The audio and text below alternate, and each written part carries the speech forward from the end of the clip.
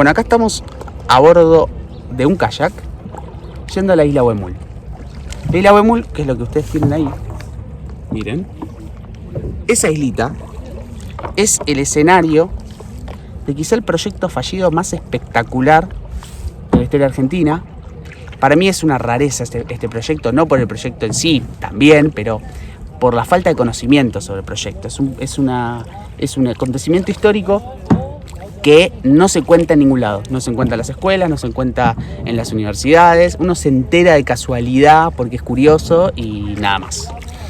La historia que se da ahí, yo ahora les voy a contar un poquito cómo arranca. Esto arranca con un anuncio en 1951, 24 de marzo. Un anuncio que protagonizan Ronald Richter, que era el científico alemán a cargo del proyecto, quien lo propone, quien supuestamente tenía todas las investigaciones científicas para hacerlo, y Perón. Los dos sentados en una mesa, con periodistas enfrente, hacen el anuncio de que el científico Richter había hecho reacciones termonucleares bajo condiciones de control a escala técnica. Eso decía el anuncio textual. ¿Qué implicaba esto? Bueno, en entrevistas posteriores explicó un poco Richter qué significaba, y lo que decía es que él podía achicar o agrandar esas reacciones termonucleares como él quería en el laboratorio. Algo así como Dark, con esa pelota negra que controlan los malos. Bueno, una cosa así. La achicaba y la agrandaba como quería. Esto, imagínense que se da en un contexto de plena Guerra Fría, plena reconfiguración del mundo después de la Segunda Guerra Mundial. El catalizador de la Segunda Guerra Mundial fue la explosión de las bombas en Hiroshima y Nagasaki. Entonces imagínense ustedes que un país como la Argentina, en el sur, en el culo del mundo, que si bien en ese momento la Argentina era un país pujante, pero no tenía la preponderancia que tenía Estados Unidos o Unión Soviética, en esa nueva configuración bipolar del mundo, a decir verdad, era un país bastante marginal en esa disputa. Imagínense que de la nada los titulares de los diarios del mundo, del New York Times, del The Times de Londres, de los diarios nacionales, de los diarios latinoamericanos, empezaban a titular que la Argentina tenía la posibilidad de usar energía atómica. Bueno, nadie nos creía que esto iba a ser para fines industriales, como se decía en los documentos oficiales o en las conferencias oficiales. Imagínense que, si bien Perón había sido un líder elegido democráticamente, era militar. Nadie tiene que saber. Entonces, un militar con la posibilidad de utilizar energía nuclear en el sur del mundo. Eso desconfiguraba toda la nueva, valga la redundancia, configuración del mundo. Y los norteamericanos estaban bastante asustados.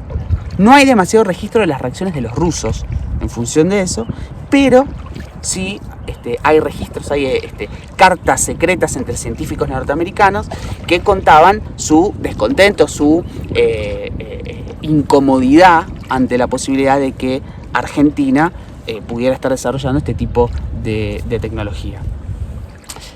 Eso es más o menos como arranca. Ahora, después les voy a contar, cuando lleguemos a la isla, cómo llega Richter a la Argentina, por qué llega Richter a la Argentina, y les voy a contar cómo termina el proyecto. Y vamos a ver un poquito de qué se trata esos reactores nucleares, que lejos están de ser los reactores nucleares que uno ve en Los Simpson. No tienen nada que ver con esos reactores. Vamos a ver un par de ladrillos apilados y un poco de hormigón, nada más.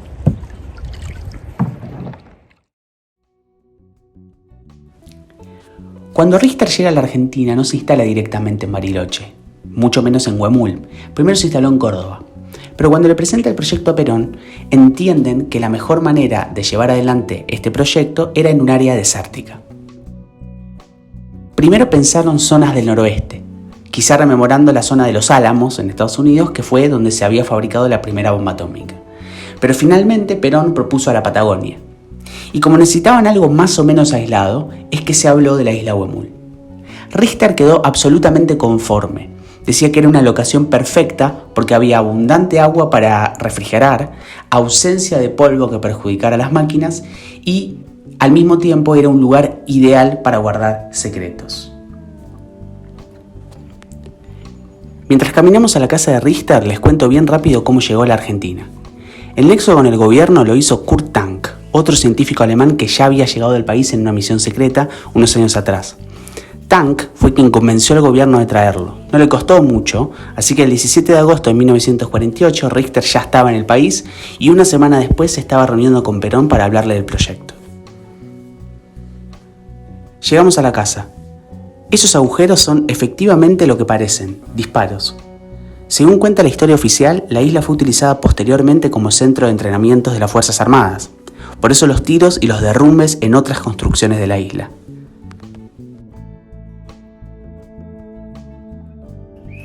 Bueno, acá estamos entrando a la casa de Richter.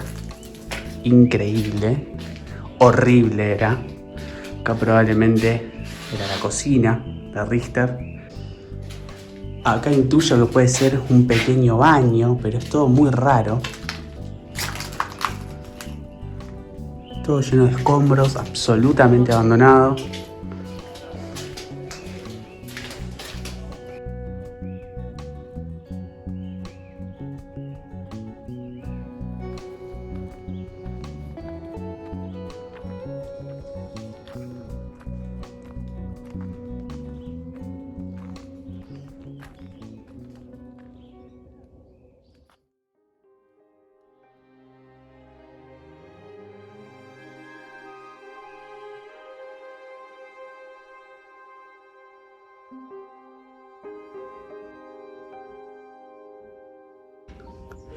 Cuando atravesas la pared anterior, lo único que hay son árboles y paredes que forman una especie de cuadrado o rectángulo. Y eso es todo el reactor, o mejor dicho, el laboratorio de Richter, no el reactor. No hay más, son paredes, ladrillos. O sea, cualquiera de nosotros puede decir que tiene un laboratorio para hacer investigaciones termonucleares en su casa, porque esto era lo que Richter llamaba su laboratorio. Nada más que paredes, cientos de miles de ladrillos apilados que se trajeron a la isla, porque obviamente todo esto implicó 400 hombres que vinieron a la isla a construir, entre albañiles y técnicos, y una enorme cantidad de materiales, ¿no? Sin embargo, todo esto eran monedas comparado con los 6.000 millones de dólares que le había pedido Richter al principio. Y ahí salimos. Del otro lado de la pared, más pasto.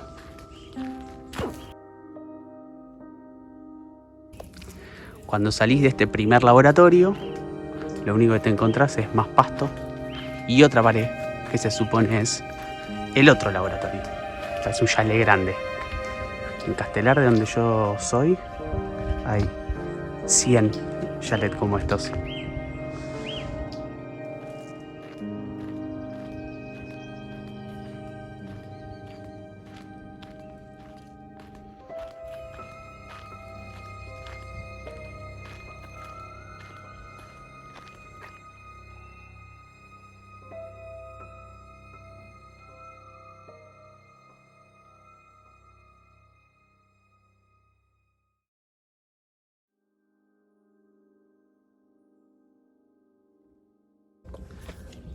Acá nos estamos metiendo por uno de los laterales del laboratorio número 2 de Richter, donde supuestamente se dieron las experimentaciones termonucleares, donde supuestamente hizo sus mayores avances.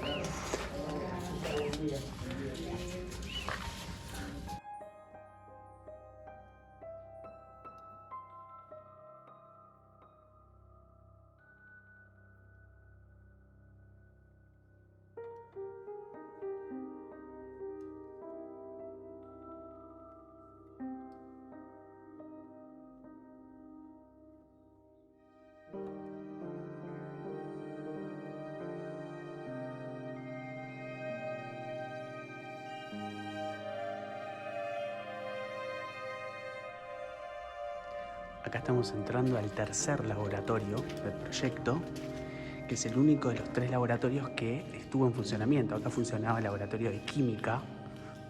Fíjense, es impresionante cómo se mantiene esto 70 años después sin humedad. Las terminaciones. Es un edificio increíble. Increíble. La construcción, la calidad de la construcción es impresionante. Acá trabajaba Richter y sus colaboradores, porque fue el único que se habilitó.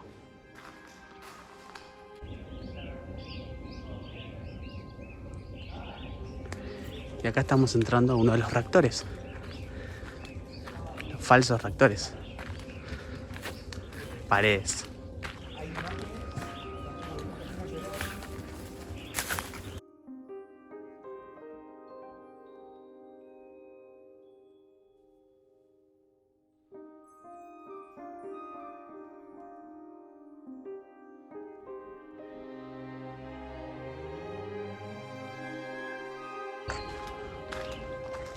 Fíjense lo que es esto. Ladrillos y ladrillos y ladrillos y más ladrillos. Impresionante. Pero es todo medio raro, ¿no? No rara la construcción, sino rara la historia tras la construcción. En este piso, debajo, está lo primero que se hizo, que después quedó tapado por hormigón porque a Richter no le gustó. Richter dijo que lo que se había hecho estaba mal porque no se habían respetado los diámetros de algunos caños que tenían que usarse. Había una rajadura. Y ahí es cuando él mismo va a Buenos Aires a decirle a Perón que había que demoler todo, que la única solución era demoler lo que se había construido. Y Perón le dice que sí, demuelan y tápenlo con hormigón. Impresionante.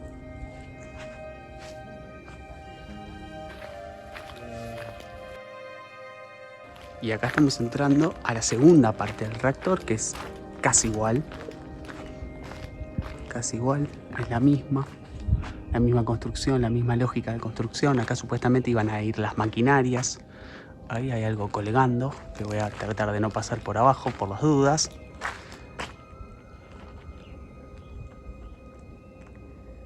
Fíjense la cantidad de ladrillos. Impresionante.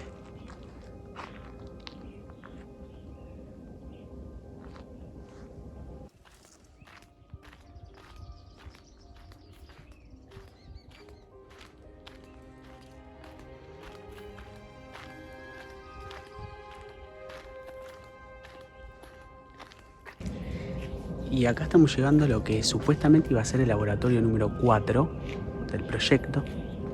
Fíjense, esto es un macizo rectangular. Estas ventanas se agregaron ahora, digo, hace unos pocos años, porque esto iba a incluirse dentro de un proyecto turístico. Fíjense, esto originalmente estaba todo cerrado. No tiene conexiones eléctricas, no tiene nada. Se decía que iba a ser para conferencias, pero no tiene mucho sentido porque, como les digo, no hay conexiones eléctricas, no hay nada que indique que iba a ser un salón de conferencias. Es el único edificio que no se conoce para qué se iba a usar. Nadie sabe qué se hacía. Acá es el más misterioso de todos los edificios que componen el proyecto.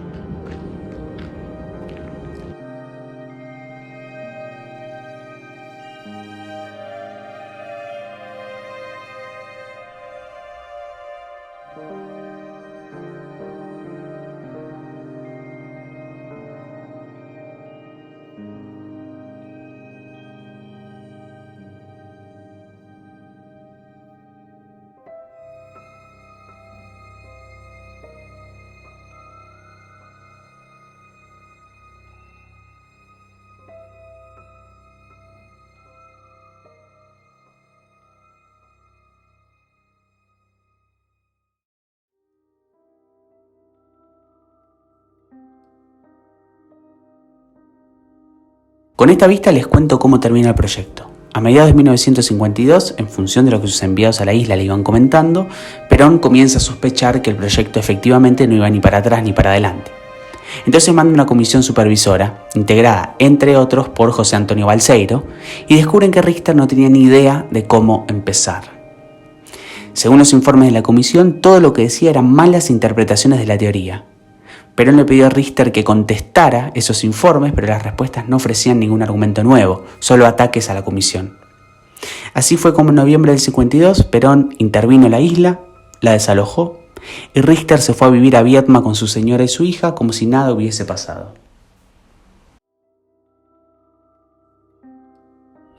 Bueno, estamos volviendo ya. Lo último que vimos fue el mirador, espectacular, muchas plantas. Se puede ver el reactor y ese salón en el que no se sabe mucho. Ahora la idea es volver a la bahía y emprender el regreso a la costa en el kayak. Y listo, con eso estamos.